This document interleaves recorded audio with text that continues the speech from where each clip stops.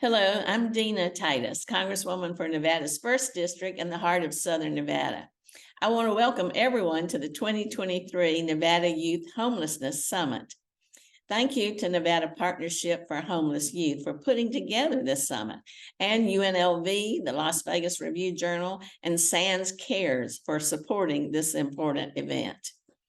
While this is the 7th annual summit, it's the first to expand its focus statewide.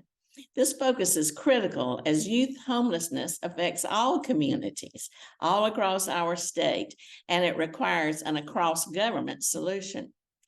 Unfortunately, a record number of people in the United States are unhoused. More than 550,000 people, including over 36,000 unaccompanied youth under the age of 25, are homeless on any given night.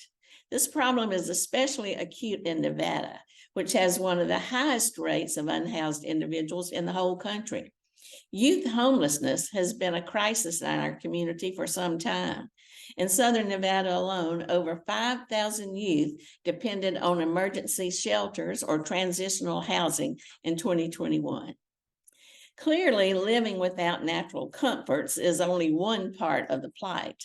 The mental struggle caused by isolation and abuse is often an even more difficult burden to bear. Those living on the street are more likely to have serious issues with mental illness and drug and alcohol abuse.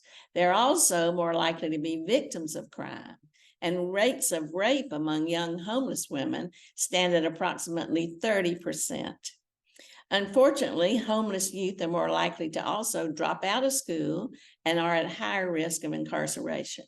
And racial and ethnic minorities are disproportionately affected by these problems. There are many reasons for youth homelessness: loss of income or insufficient means, marriage breakdown in the family, domestic violence, mental or physical illness. Now, part of the solution naturally is access to affordable housing. The state of Nevada still has a shortage of almost 84,000 housing units for extremely or very low income households. A lack of affordable housing is a leading cause of homelessness for both children living with families and for unaccompanied youth. The low supply of affordable housing means that families cannot afford adequate housing, pushing at-risk youth towards shelters and unsafe conditions.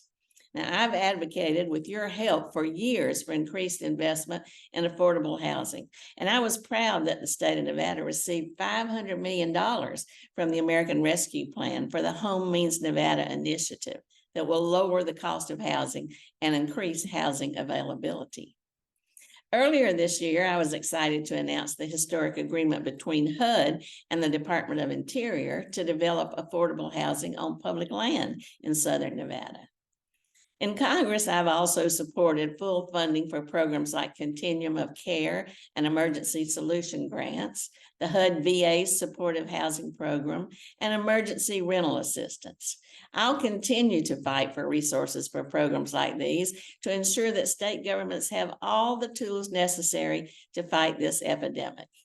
I am so proud and so thankful of all the hard work done by so many of you within our community to confront this issue and to find innovative ways to provide for young people as they navigate such a vulnerable situation. These actions have been critical to ensuring that we address the needs of our youth, including providing additional support for people living with abuse, mental health, and those who identify as LGBTQ+ youth. While our state's economy is on the mend from the pandemic, we can't afford to leave those behind who seemingly always end up without a voice. So thank you again for all that you do on the front lines. And I know this conference will provide a great opportunity to have meaningful discussions to assist in combating youth homelessness. Please call on me anytime.